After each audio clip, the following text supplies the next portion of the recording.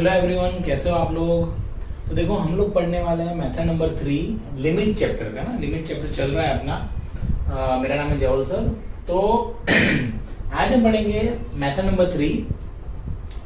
पहली मेथड में हमने ये देखा था कि लिमिट में फैक्टराइजेशन वाली मेथड क्या होती है, जिसमें फैक्टर्स करने पड़ते हैं, है ना। फिर सेकंड मेथड में हमने ये देखा था बच्चों कि लिमिट में अंडर रूट वाले सम कैसे होते हैं ना, जिसमें स्क्वायर रूट आ जाता है।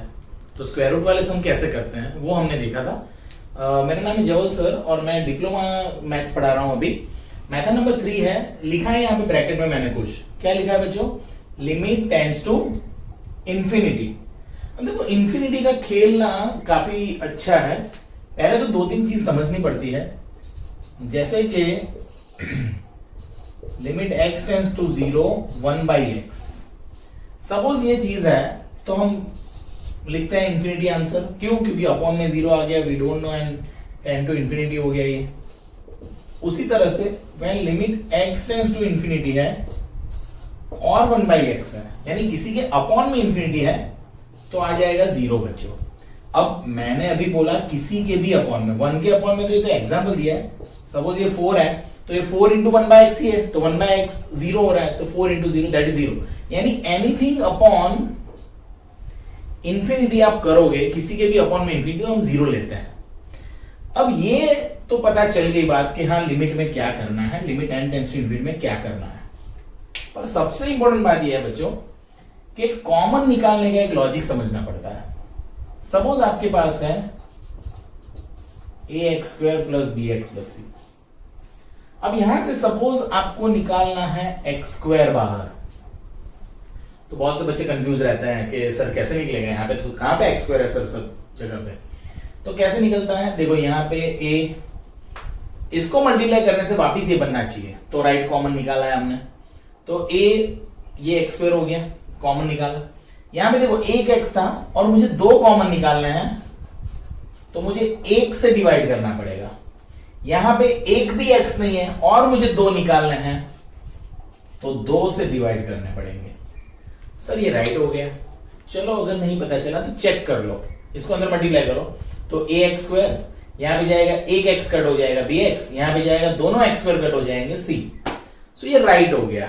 तो कॉमन निकालना बच्चों बहुत ही इंपॉर्टेंट हो जाएगा इस मेथड में, क्योंकि इस मेथड में मैं सम की ट्रिक इसी तरह से बन जाएगी कि आप कॉमन निकालो, काम खत्म, इजीली आप वैल्यू पुट कर सकते हो। Okay, limit n tends to infinity पढ़ रहे हैं तो चलो 1-2 सम करते हैं, जिससे ये पता चल जाए कि किस तरह से ये मेथड होता है। ओके बच्चों, देखो सपोज ये सम है, यहां पे दिख रहा है लिमिट x टेंड्स टू क्या है बच्चों, इंफिनिटी है।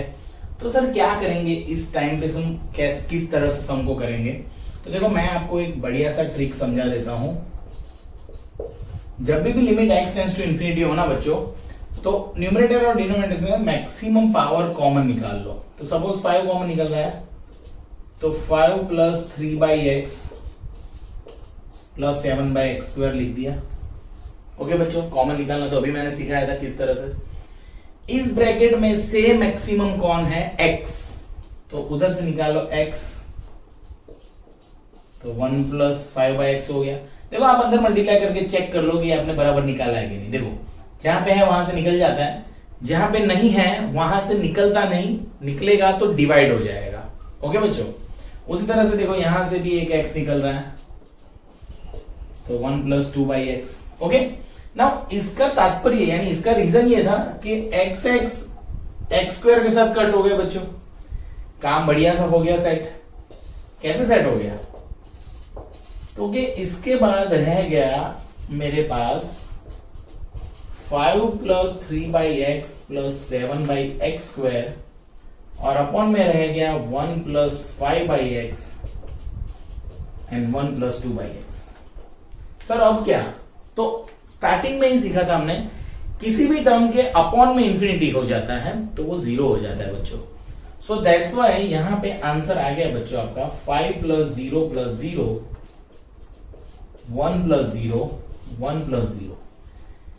5 remains as it is, 3/infinity that is 3 into 0 that is 0, anything upon infinity is 0, 7 upon infinity square is infinity, तो 7 upon infinity again 0.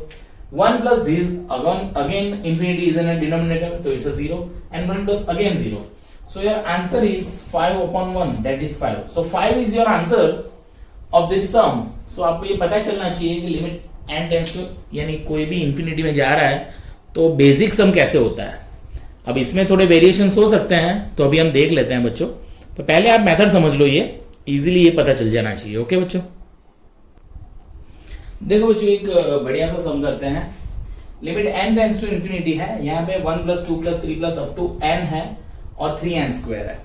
अब बहुत से बच्चे कंफ्यूज हो जाते हैं, सर ये सीरीज जैसा क्या है. तो बच्चों हमको पता ही है सीरीज कैसे होता है. वैसे ये सीरीज जो है, तो आप एक काम करो, 3 सीरीज है ऐसी फेमस जो है, उसको याद रख लो. पहला है 1 plus 2 plus 3 plus up two plus n, यानी उसको हम बोल सकते हैं सिग्मा n. इसका रूल होता है n इंटू n प्लस 1/2. ये रूल आपको याद रखना है. सिग्मा n का मतलब नेचुरल नंबर्स जो है 1 से लेके n तक का एडिशन, वो ऑलवेज होता है n प्लस 1/2. ओके, यानी कि अगर आप 1 से 5 का एडिशन करना है तो यहाँ पे 5 रख दो, 1 से 100 का एडिशन करना है 100 रख दो. You will get the addition of this. फिर 1 का स्क्वायर, 2 का स्क्वायर, 3 का square plus up to n square है, इसको बोलते हैं सिग्मा n स्क्वायर. तो वो होता है क्या, n plus 1 2n plus 1 upon 6. तो ये भी बच्चों याद रख लो, रूल सारे याद रखने हैं आपको अच्छे से. क्यों, क्योंकि इस सीरीज की जगह पे कभी कभी ये सीरीज हो जाएगी, तो क्या करोगे बच्चों, तो आपको इस सीरीज की जगह पे ये टर्म रखना है, इस सीरीज की जगह पे ये टर्म रखना है, एंड सम गिनना है. ओके, 1 का क्यूब, 2 का क्यूब, 3 का cube up to n cube, तो उसको सिग्मा n क्यूब बोलते हैं. वो होता है n square n plus 1 square by 4. देखो बच्चों ये थोड़ा अभी सम में आया तो ये नॉलेज हमने ले लिया. बाकी सम तो बहुत इजी बन जाएगा, अभी मैं आपको सिखा दूंगा कैसे करना है. देखो कैसे करते हैं. यहां पे इसकी जगह मैं लिख दूंगा, देखो ये 3n स्क्वायर तो एज इट इज है, इसकी वैल्यू है ये n प्लस 1 अपॉन 2, और ये 3n स्क्वायर तो था ही बाजू में, यानी कि इतना जो है वो रूल रखा है. और 3n स्क्वायर तो ऐसा कैसा है बच्चों. अब देखो यहाँ पे दिख रहा है कि यहाँ पे नीचे मैक्सिमम n स्क्वायर कॉमन है, तो ऊपर ये n तो बाहर ही है, यहां से एक और n निकलेगा बाहर. अगर ऐसा नहीं करना तो देखो यहाँ पे एक n कट हो रहा है, कट कर लो. ये 2 इंटू 3 6, तो 6 बाहर निकल जाएंगे. ओके बच्चों, तो यहाँ पे क्या आ गया, ऊपर n प्लस 1 और नीचे n है ना, n प्लस 1 और नीचे n. वैसे तो आप अलग अलग n दिए ऐसा बोल सकते हो, बट यहां पे हम इस तरह से लिखेंगे, लिमिट n टेंड्स टू, ऊपर से n कॉमन, तो 1 प्लस 1 बाई n और अपॉन में n है. ओके बच्चों, सो देखो ये n कैंसिल हो गया.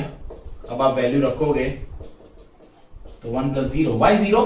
बिकॉज एनीथिंग अपॉन इंफिनिटी, अब n टेंड्स टू इंफिनिटी है तो anything upon infinity 0. So 1/6 is the answer of this sum. इसका लिमिट 1/6 है.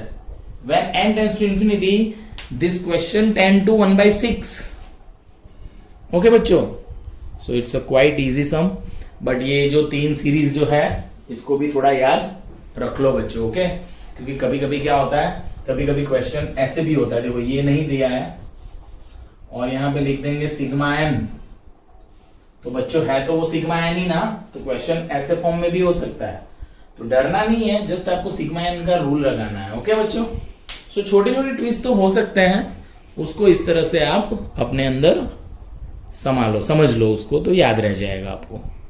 ओके बच्चों, अब देखो बच्चों इस सम को आप लिख सकते हो IMP. It's important one. Sir किस तरह से? देखो बच्चों यहाँ पे अभी हमने ऐसा सीखा कि जब limit n tends to infinity है तो हम कॉमन निकालते हैं. अब सपोज आपको मन हो गया यहाँ से कॉमन निकाल लो, अब कॉमन निकाल लिया बच्चों सपोज, तो उसको किसके साथ कट करोगे आप? वो तो कट ही नहीं होगा, वो तो प्रॉब्लम क्रिएट करेगा आपके लिए. तो आपको ये समझना है कि ये सम ये n टेंड्स टू इन्फिनिटी यानी इन्फिनिटी वाली मेथड तो है, कॉमन तो निकलेगा बाद में जाके, पर सबसे पहले ये स्क्वायर रूट है, यानी इसके अगले वाली मेथड जो थी ना स्क्वायर रूट अंडर रूट वाली मेथड, तो वो तो पहले करनी पड़ेगी आपको ताकि सिंप्लीफाई तो हो जाए सब।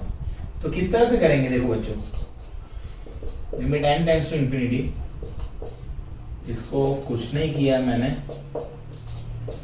अब इसको मल्टीप्लाई करूंगा मैं n square plus n plus one plus n से, अब जिससे मल्टीप्लाई किया उससे डिवाइड भी करूंगा।